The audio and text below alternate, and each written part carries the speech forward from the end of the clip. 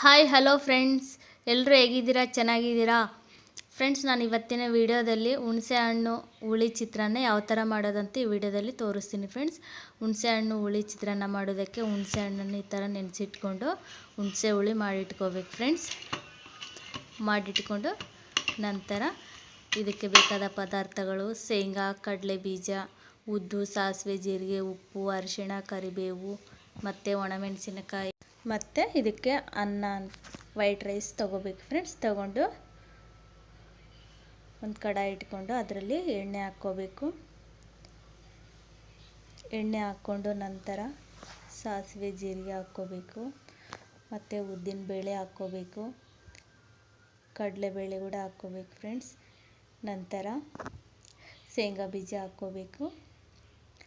ಹಾಕ್ಕೊಂಡು ಆಮೇಲೆ ಕರಿಬೇವು ಹಾಕ್ಕೋಬೇಕು. ಹಾಕ್ಕೊಂಡು ಚೆನ್ನಾಗಿ ಕಲಿಸ್ಕೋಬೇಕು. ಫ್ರೆಂಡ್ಸ್, ಈ ಥರ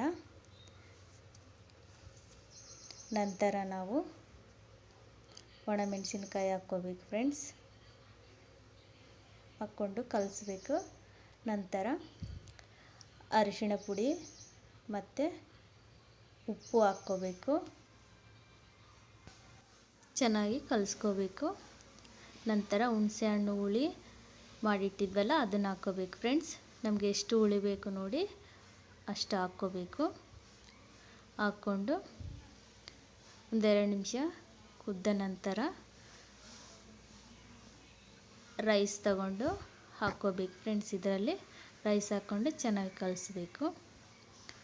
ಫ್ರೆಂಡ್ಸ್, ನೀವಿನ್ನೂ ನನ್ನ ಚಾನಲ್ನ ಸಬ್ಸ್ಕ್ರೈಬ್ ಮಾಡ್ಕೊಂಡಿಲ್ಲ ಅಂದರೆ ಈಗಲೇ ಸಬ್ಸ್ಕ್ರೈಬ್ ಮಾಡಿಕೊಂಡು ಬೆಲ್ ಬಟನ್ ಮೇಲೆ ಕ್ಲಿಕ್ ಮಾಡೋದ್ರ ಮೂಲಕ ನಾನು ಅಪ್ಲೋಡ್ ಮಾಡುವ ಎಲ್ಲ ವೀಡಿಯೋಗಳು ನಿಮಗೆ ನೋಟಿಫಿಕೇಷನ್ ಮೂಲಕ ಬರುತ್ತೆ.